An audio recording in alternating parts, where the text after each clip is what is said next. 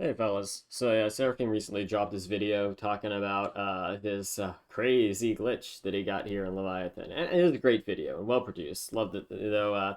He may have exaggerated slightly how little we knew about this glitch and how shocked. It's actually pretty simple what happened. Anyway, I'll just kind of outline it really quick. So we have our airlocks, airlock in, airlock out, and then a duplicate airlock out and airlock in. So there's the outer doors and the inner doors, and the outer doors share the same script, same thing with the inner doors. So in our little run through, everything went pretty normal all the way through until we got to around right here when he's about to do the inner door. Also, sorry about some of that audio stuff. So everything's normal. One thing I will say is whenever he had the outer door before, his Leviathan spacesuit was set to true, and like everything's all set up for him. Another thing I will point out right now is if you look closely on his output here, he is currently his current party member is Bastila. You can see that in the lower left corner of his screen. Anyway, so here's what's going to happen. So we're just going to break it down here. So I'm just going to go frame by frame. So he runs forward, he selects the inner door, and so the inner door has been selected, and so that starts us here in void main. So what's going to happen is it's going to get the nearest airlock out, which is the door behind him. It's going to make sure that door is closed, which it does close it just fine. After that, what it's going to do is, oh wait, sorry, I'm reading the wrong one.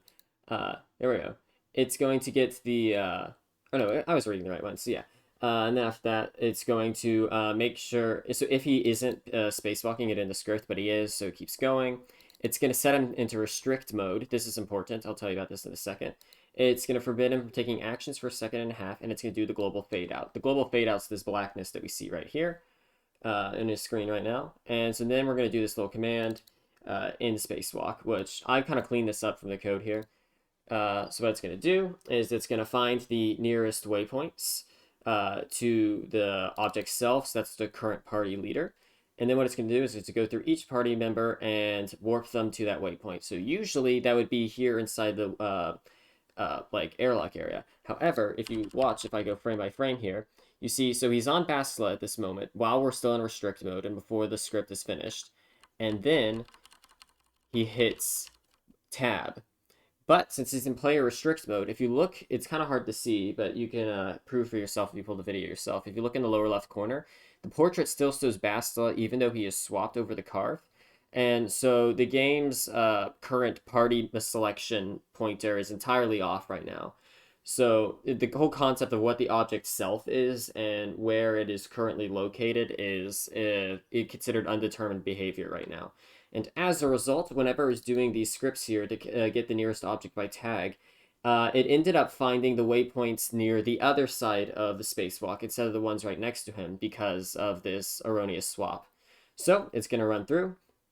And what it tries to do is it tries to get each party member and like remove their what's it called, their spacesuits, and it is successful in doing that. You'll see it can go frame back a little bit there, so you can see. Come on, a little more. There, so you can kind of see the silhouette of Bastila no longer in the spacesuit. And so that works correctly. So, you know, the party member spacesuits all get removed. However, whenever they do warp to waypoint right here, the nearest waypoint was the ones back near the other airlock. So at each of these points, they clear all their effects and actions and warps them to these new waypoints. And then it sets the spacesuit, the spacewalk to false. And all of that happens, and then what they do is they just set the global fade in, and the game fades back in. And so after he does some equips, you'll see the game fades back in, and he's back here at the other side.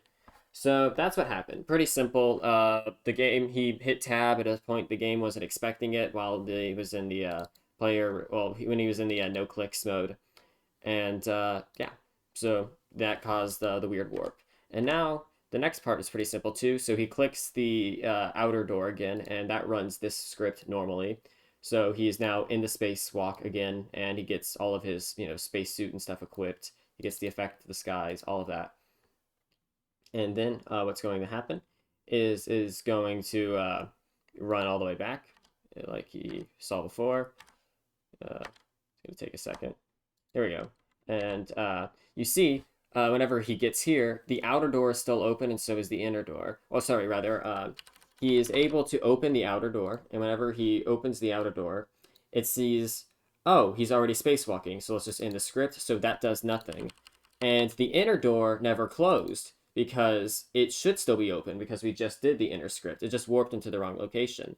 So what ends up happening, oops, didn't mean to put those dots there, is that he's able to enter into the building without taking his spacesuit off. So yeah, it's pretty simple. Nothing really crazy happened. But still a very cool glitch and great video from Seraphim. Just thought I would kind of point out, you know, exactly what was going on there. Anyways, that's it. Thanks for watching.